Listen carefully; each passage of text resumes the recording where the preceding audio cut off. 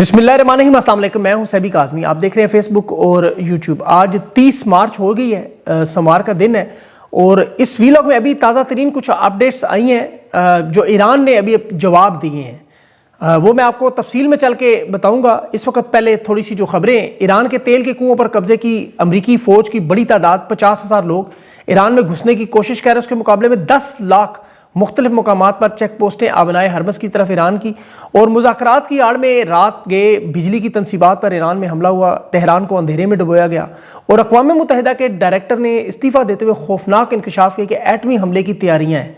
अमरीका Iran पर ज़मीनी हमला या एटमी बेवकूफ़ी करेगा। वाइट हाउस ने अभी जंग जीतने का ऐलान किया, लेकिन उसके फ़ौरन बाद ईरान के जो जवाब आए इराक में, कुवैत में, बहरीन में, लेकिन जो सबसे ख़तरनाक जो अभी कुवैत में हुआ वो मैं आपको बताता हूँ। तुर्की की तरफ से जंग में ईरान की जानिब से शिरकत का इम्कान क्यों आ रहा है और मशरक़ वुस्ता में इस वक्त अमरीकी जहाज़ों के लिए मौत की वादी, इसराइली अड्डों का खात्मा, इसराइल के चैनल का इंकशाफ कि इसराइल फ़ौज नहीं भेजेगा और साइबर वॉर भी शुरू की है। अमरीकी FBI के डायरेक्टर काश पटेल की ईमेल के साथ बड़ी अजीबोगरीब वीडियोस भी। और जजेस कंपनी का अडयाला जेल का भी दौरा हुआ है, उसमें एक दफ़ा फिर खान ने जर्नलों को तत्ते तवे पर बैठाया। सख्त गुफ्तगू हुई है, कमेटी की सर्जिश भी हुई है। और लंदन में शहजाद अकबर पर जो मामला है उसमें भी मास्टरमाइंड को गिरफ्तार कर लिया गया। 8 लोग अब तक हो चुके हैं गिरफ्तार, कंपनी फंस चुकी है। बहरहाल तफसील से इन तमाम खबरों की अगर बात करें, सबसे पहले जो अभी जो सूरत हाल ईरान पर शदीद हमले तो मैं आपको बताता हूँ, वो आपको बड़े गौर से समझना होंगे। लेकिन ये पहले ज़रा जवाब उनका मुलाहिजा करें जो ईरान ने अभी ताज़ा तरीन जवाब दिए हैं।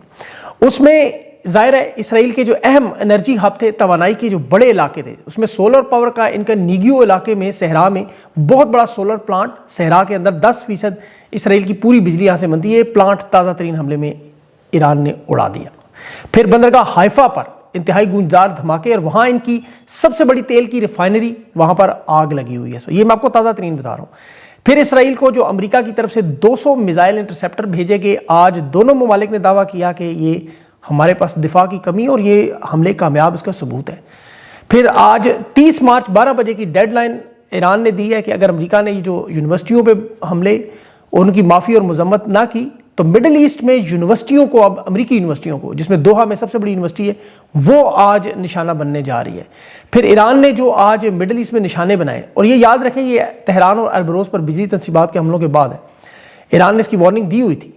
कुवैत में 14 बैलिस्टिक मिसाइल और 12 ड्रोन हमले मारे गए, जिसमें पहली दफ़ा कुवैत के 10 अपने फौजी कुवैती फ़ौज के ज़ख्मी हुए। एक हिंदुस्तानी बाशिंदा भी इसमें जाबाक हुआ है। और 16 बैलिस्टिक मिसाइल और 42 ड्रोन हमले अरब अमारात पे। अरब अमारात की एल्युमिनियम की फैक्ट्री पर दोबारा हमला। और इराक में जो बगदाद में इंटरनेशनल एयरपोर्ट पर खड़े हुए AN-32 बड़े जहाज़ को नुकसान पहुँचा। और इराक के ही मोहम्मद अली एयर बेस पर वहाँ मज़ीद रॉकेटों के हमले हुए। उसके अलावा विक्ट्री बेस पर वहाँ बगदाद में शदीद हमले। और ये देखें कि ईरान के सस्ते तरीन ड्रोन हैं, $20,000 के ड्रोन से अभी जो प्रिंस सुल्तान एयर बेस पर अमरीकी अड्डे पर $1 अरब का अमरीका को नुकसान पहुंचा है। फिर लेबनान की तरफ से भी मुसलसल इसराइल पर रॉकेट फेंके जा रहे हैं।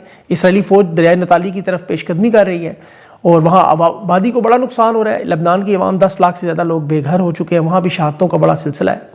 लेकिन जंग है, ज़ाहिर है, अब ये बका का मामला है। ईरान के जो मामला में सबसे ख़तरनाक हमला था वो आज कुवैत में ईरान ने किया। इस ख़तरनाक हमले की शिद्दत का अंदाज़ा आप इस बात से लगाएं कि ये मामला किस तरफ जा रहा है कि ईरान ये हमला कभी भी ना करता, लेकिन ये सबूत है कि ईरान वाकई अब अपनी बका की जंग है, पीछे नहीं हट सकता। मिडल ईस्ट के इन तमाम ममालिक को उन्होंने बार बार वार्निंग दी थी कि बिजली घरों पर, हमारे पानी के प्लांट पर, यूनिवर्सिटियों, अस्पतालों पर तो हमने हमले किए हैं। अब हमारा जवाब भी फिर आपके बिजली घरों पर और पानी के प्लांट पर होंगे। अरब ममालिक अमेरिका को इन हमलों से नहीं रुकवा सके। 31 दिन से मुसलसल ईरान पर यहाँ से इनके अड्डों से हमले हो रहे हैं। फिर ईरान ने जो आज सबसे बड़ा हमला किया कुवैत के पानी के साफ़ करने वाले डीसैलिनेशन प्लांट पे किया। और मिडल ईस्ट में याद रखें पानी बहुत बड़ी नेमत है, तेल से भी ज़्यादा। 70% पानी को साफ़ करके पीने के काबिल बनाने वाली जो प्लांट है डीसैलिनेशन, ये मिडल ईस्ट की लाइफ लाइन है। ईरान ने आज लाइफ लाइन पर हमला किया है। सऊदी अरब, अरब अमारात, कुवैत और कतर, बहरीन, ये तमाम के तमाम प्लांट्स इनके निशाने पर हैं। अब 70% देखें पानी यहाँ से आने का मतलब यह है कि एक तो गर्मी बहुत ज़्यादा होती है वहाँ, आप जानते हैं। तो ये पानी सिर्फ इनके पीने के लिए नहीं, ज़राअत के लिए, इंडस्ट्री के लिए, रोज़मर्रा ज़िंदगी के लिए, खुराक के लिए, बिजली, अस्पताल, प्लांट, ये सब कुछ ख़त्म। लोगों ने ज़ख़ीरा अंदोज़ी शुरू कर दी है पानी की। ईरान पर अब देखें जो एटमी हमले का मामला वो इसीलिए आ रहा है आप सामने। मिडल ईस्ट के ये 8 ममालिक बहुत बड़ी तबाही का शिकार ईरान की तरह ही हो रहे हैं। इस जंग को इसीलिए रोकना देखें बड़ा अहम हो गया। اب اس میں دو چیزیں سامنے آ رہی ہیں. ایک تو اسرائیل جو ہے وہ کسی صورت میں جنگ کرنے پہ تیار نہیں ہے. قطر میں ایک بہت بڑے ریسرچ ٹینک ہے, انہوں نے بتایا کہ ابھی دفاعی بجٹ میں اسرائیل نے $271 ارب کا اضافہ کیا ہے.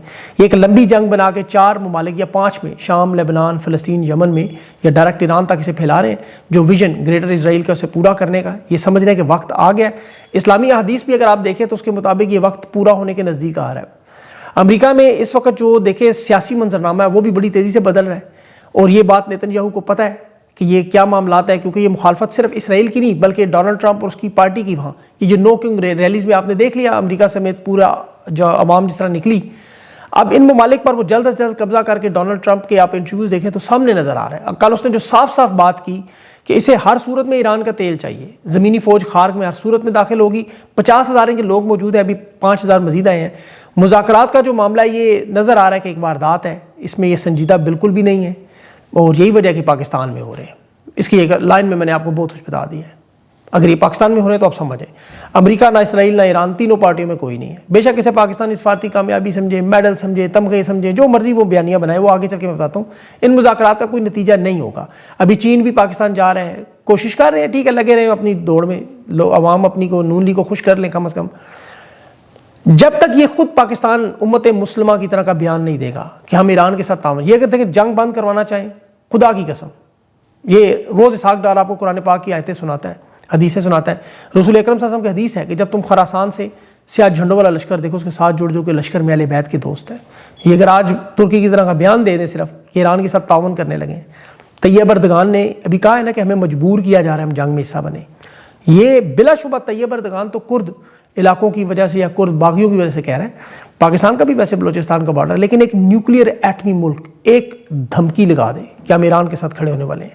اگر ان پر نیوکلیئر حملہ ہوا, جو میں آگے بتاتا ہوں آپ کو, تو پھر آگے ہم بھی حملہ کریں گے. یہ جنگ بند ہو جائے گی اسی وقت, اور کوئی دوسرا راستہ. یہ ڈیڈ لاک ہے مکمل طور پہ. دیکھیں امریکہ اسرائیل کی فرسٹریشن کیوں ہے, آپ اس کو ذرا غور سے دیکھیں. وائٹ ہاؤس کی ترجمان نے آج ڈونلڈ ٹرمپ کے حوالے سے اس کی تقریر سنے کہہ دیا ہم جنگ جیت چکے ہیں. مطلب جنگ جیت چکے ہیں لیکن ایران کے میزائل آ رہے ہیں, ایران کے لیے پرتشدد کاروائیاں کر رہے ہیں. 31 دنوں میں آج بیٹھ کے ذرا دیکھیں ان کی کامیابیاں ناکامیاں, سارے حالات آپ کو سمجھ آ جائیں گے. جنگ سے پہلے ایران کے پاس آبنائے حرمز کا کنٹرول نہیں تھا, آج ان کا مکمل قبضہ ہے. جنگ سے پہلے بحیرہ احمر, باب المندب, بحر عرب, یہ سارے غیر محفوظ تھے, آج غیر محفوظ ہو چکے ہیں. حوثیوں کا آپ دیکھیں ان پہ قبضہ ہے مکمل. اب تیل کی خرید و فروخت و معاشی پابندیاں جو ایران پہ لگی تھیں وہ جنگ سے پہلے نہیں تھیں, اور جنگ سے پہلے تھیں, آج نہیں ہے. ایران پہلے ایٹم ہم نہیں بنا رہا, اب بنا رہا ہے. اب وہ کہہ رہے ہیں ہم اپنے تحفظ کے لیے سب کچھ کریں گے. مڈل ایسٹ پہ کبھی جنگ سے پہلے حملے, آج مڈل ایسٹ مکمل غیر محفوظ ہو چکا ہے. یہ امریکہ کے جو اڈے ملٹری بیسز وہاں موجود ہیں, جو اثاثے سمجھے جاتے ہیں, آج بوجھ بن چکے ہیں. معاشی اعتبار سے جنگ سے پہلے امریکہ میں قیمتیں تیزی سے کم ہو رہی تھی, معیشت ترقی کی طرف جا رہی تھی. آج مہنگائی میں قیمتوں میں اضافہ ہو رہا ہے, اشیاء خورد و نوش کے مسائل ہو رہے ہیں. یہ امریکہ کے حالات ہیں. آج تیل کی آپ تازہ ترین قیمتیں دیکھیں, ایشیا کی مارکیٹ کھولیں, $115 فی بیرل, بلکہ 2022 سے اب تک یہ $116 فی بیرل تک ابھی پہنچ چکا ہے. اور ڈیزل کی قیمتوں میں جو ریکارڈ اضافہ وہ الگ ہے. ایران نے 31 دنوں میں بلا شبہ نقصان اٹھایا ہے, لیکن اس کے باوجود یہ اپر ہینڈ ہے. یہ جو ایران پر 8 گھنٹوں میں انہوں نے بجلی گھروں پر حملے کیے, تہران بلیک آؤٹ نظر آ رہا تھا. ابھی انہوں نے کہا ہے کہ ہم نے بہت سے علاقے جو ہیں وہ ٹھیک کر لیے, بجلی بحال کر لی ہے, جزیرہ خارق خاص طور پر, لیکن ابھی بھی بلیک آؤٹ ہے کئی جگہ پہ. ایران میں پھر ادویات بنانے والی فیکٹریوں پہ, جان بچانے والی ادویات, ان پر حملے کیے. اسکولوں کے بعد اب یونیورسٹیوں پہ حملے کیے ہیں. اصفہان کی یونیورسٹی ٹیکنالوجی کی سب سے بڑی یونیورسٹی, وہاں پر انہوں نے حملہ کیا, جس کے بعد ایران نے بھی کہا ہے کہ ہم قطر میں جو دوحہ میں امریکی یونیورسٹی اس پہ حملہ کریں گے. آج ان کے پانی کے پلانٹس پر, سول انفراسٹرکچر پر, یہ حملے اس کا ثبوت ہے کہ جو کامیابیاں ٹرمپ اور وائٹ ہاؤس بتا رہے ہیں وہ بالکل غلط ہے. وہ بیانیے کی لڑائی ہے صرف. یہ صاف نظر آ رہا ہے کہ یہ شکست خوردہ ذہنیت ہے. ایران کو ہرانے میں یہ جنگ یہ بری طرح ہار چکے ہیں. بلیک آؤٹ کے بعد آپ دیکھیں وہاں مناظر, عوام سڑکوں پر اللہ اکبر کے نعرے لگا رہے, لوگ اکٹھے. عوام کو جو ہی پتہ چلا کہ جزیرہ خار کی طرف امریکی پیش قدمی کا معاملہ ہے, جانے فدا کے نام سے انہوں نے ایران میں رضاکاران کا لشکر بنایا ہے. زمینی فوج ابنائے حرمز کے بالکل قریب انہوں نے چیک پوائنٹس پہ لوگ کھڑے ہیں, ڈیوٹیاں دے رہے ہیں کہ آئیں ہم آپ کا ذرا استقبال کریں. امریکہ کی مڈل ایسٹ پہ آپ کو پتہ ہے یہاں 2500 کے 2 دستے پہنچے. پورے مڈل ایسٹ میں 50,000 ان کے ٹوٹل فوجی ہیں. نیو یارک ٹائمز کہہ رہا ہے اب اس میں اس وقت ایران کی طرف دیکھیں تو وہ کہہ رہے ہیں استقبال کے لیے وہاں تو ایران میں اب جو لوگ حکومت پر تنقید کر رہے تھے سپریم لیڈر پر، آج معافیاں مانگ مانگ کے رو کے ویڈیوز بنا رہے ہیں کہ اب ہمیں سمجھ آئی ہوا کیا. امت مسلمہ کو بھی حق و باطل کا فرق سمجھ آ رہا ہے کہ یہ معاملہ ایران میں رجیم چینج کا نہیں تھا، ایران کو صفحہ ہستی سے مٹانے کی کوشش ہے، ان کے وسائل پہ قبضے کی کوشش، دنیا کے اس ورلڈ آرڈر کی گیم کا حصہ جو ہم پڑھتے رہے ہیں اپنی ساری زندگی اسلامی کتابوں میں. یہ نو کنگ ریلیز میں دیکھیں امریکہ میں جو رجیم چینج وہاں ہو رہی. اب امریکہ یہ جنگ لگا کر کیوں بیٹھا ہوا ہے؟ آپ دیکھیں کہ جس میں اسرائیل، جس کے کہنے پر یہ جنگ میں آیا، اسرائیل کہہ رہا ہے ہم اس جنگ کا حصہ نہیں بنیں گے، ہم زمینی فوج نہیں بھیجیں گے. یہ جنگ کا سب سے بڑا فریق ہے اسرائیل. ان کا چینل 12 اس کی نیوز ہے کہ اسرائیلی فوجی کہہ رہے ہیں ہم گراؤنڈ آپریشن کا حصہ نہیں بنے، ہم صرف فضا سے بمباری کریں گے. مطلب یہ ثابت کرتا ہے کہ ٹرمپ اتنی بری طرح پھنسا ہوا ہے، اتنی بری طرح کہ ایپسٹین فائلز کے چکر میں. دوسری طرف عراق میں آیت اللہ سستانی کے گھر کے باہر لوگ کھڑے فتویٰ مانگ رہے ہیں کہ آپ عراق میں 2014 کی طرح کا فتویٰ جاری کریں جیسے پہلے کیا تھا اور وہ جنگ جیتے تھے. آج حالات دیکھیں اس نہج پر ہیں کہ امریکہ کے پاس اب ایران پر نیوکلیر حملے کے علاوہ کوئی دوسرا راستہ نہیں بچا. اب یہ جنگ نہیں جیت سکتے. آج جو اقوام متحدہ میں محمد صافا نامی ان کے ایگزیکٹو ڈائریکٹر، اس نے خبر لیک کی اور ساتھ ہی عہدے سے استعفیٰ دے دیا. انکشاف اس نے کیا کہ اقوام متحدہ میں باقاعدہ طور پر ایران میں ممکنہ ایٹمی ہتھیاروں کے استعمال کی تیاری ہے، لابنگ کی جا رہی ہے کہ اور کوئی دوسرا راستہ جنگ جیتنے کا نہیں ہے. وہ کہہ رہا ہے میں نے نوکری اس وجہ سے چھوڑی کہ میں دنیا کے سامنے ساری معلومات لاؤں. دنیا کو بتا رہے ہیں کہ یہ کوئی دھماکہ صحرا میں نہیں کرنے جا رہے، 1 کروڑ کی آبادی والا. جیسے آپ خدا نخواستہ پیرس، لندن یا دنیا کے کسی بڑے شہر میں ایٹم بم ہے، وہاں پہ کیا ہوگا؟ انسانی جانوں کا نقصان، ریڈیشن ہوگی، بیماریاں ہوں گی، موسم سمیت. یہ اس وقت دیکھیں جو آپ کو معاملہ نظر آ رہا ہے، اس چیز کو تھوڑا سا آپ کو سمجھنا ہے. ایک تو ورلڈ آرڈر اپنی جگہ موجود ہے، یہ جو لوگ اس وقت مسلط ہیں یہ سائیکوپیتھ ہیں. جیفری ایپسٹین کی فائلوں کے اندر ان کی وہ وارداتیں جو عام آدمی نہیں سوچ سکتا. یہ جو فیصلے دنیا کے امن کے حوالے سے نام پر کرتے ہیں یہ انسانی گوشت کھاتے رہے. بچوں کے حوالے سے ان کی ذرا سکینڈلز دیکھیں آپ نے وہ ای میلز فائلیں وہ ساری دیکھی ہوں گی. ان کے لیے انسانی جان کی کوئی اہمیت نہیں ہے. ٹرمپ ذہنی طور پر واقعی اس وقت ایک مریض نظر آ رہا ہے، بھولنے والا مریض. ورنہ جنگ کے دوران کبھی کوئی اپنے آپ کو نوبل امن کا انعام مستحق سمجھتا ہے؟ اس سے بڑا ثبوت کیا ہوگا کہ ہزاروں لوگ آپ مار دیں اور آپ کو مجھے نوبل امن انعام دو. وہ خاتون الانبیاء کے جو سپوکس پرسن ہے، اس ترجمان، اس نے کہا ہے کہ ٹرمپ کے اوپر یہ سارا دباؤ ایپسٹین فائلز کا ہے. اور یہ ٹرمپ نے تو خود کہا ہوا ہے کہ مجھے اپنے ارد گرد ہارے ہوئے لوگ، لوزرز پسند ہیں. یہ سارے اس کے ارد گرد لوزرز ہیں، خوش آمدی ہیں، جو اسے بتا رہے ہوں گے پتہ نہیں تم تو جنگ جیت گئے ہو، تم تو دنیا میں سب سے بڑے لیڈر حکمران بن گئے ہو. اور یہ ہر دور میں ہر جگہ ڈکٹیٹرز کے ساتھ ان لوگوں کے ساتھ ہوتے ہیں. دنیا کی بڑی بڑی سلطنتیں اس سے تباہ ہوئیں. پاکستان میں ایوب خان، یحییٰ خان، مشرف، ضیاء الحق، ان کے ساتھ سارے وہی لوگ موجود. آج بھی آپ یہ حالات دیکھ لیں. یہ ہمیشہ ان رہنماؤں کو یہی بتاتے ہیں کہ آپ ذل سبحانی ہیں، آپ امیر المومنین ہیں. شہباز شریف دنیا کا سب سے بڑا خوش آمدی اور چاپلوس پوری دنیا میں اس وقت ثابت ہوا ہے. اس کے نیچے آپ دیکھیں کون سے محسن نقوی، خواجہ آصف جیسے لوگ. اب یہی وہ سارے لوگ کس کے گرد ہیں؟ فیلڈ مارشل کے ارد گرد اکٹھے ہیں جو انہیں اسی طرح کا بیانیہ بتاتے ہوں گے.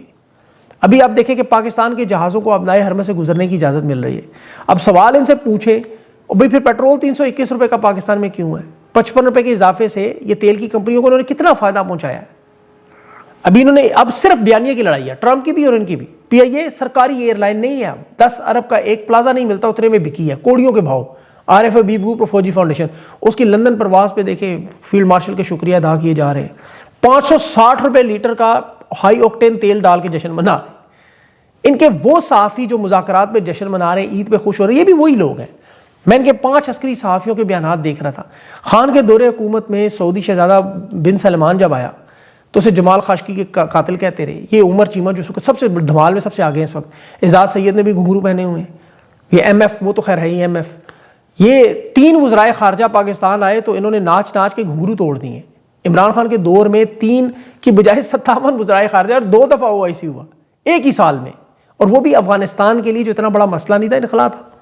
یہاں دنیا کی سب سے بڑی جنگ ہے اور 3 وزیر خارجہ پاکستان آئے، انہوں نے بیانیہ شروع. حالانکہ نہ ایران موجود ہے، نہ امریکہ موجود ہے، نہ اسرائیل موجود. یہ کام خاموشی سے بھی کر سکتے تھے. ان کا مقصد جنگ بند کروانا نہیں ہے. یہ صرف اور صرف اپنے آپ کو پتہ نمبر بڑھانے کے لیے ویسے چودھری کا نائی کی طرح دوڑ ادھر ادھر. تینوں پارٹیاں موجود نہیں ہیں. پیغامات پہنچانا تو وہ سوشل میڈیا سے روزانہ خود ایک دوسرے کو پہنچاتے ہیں سارے.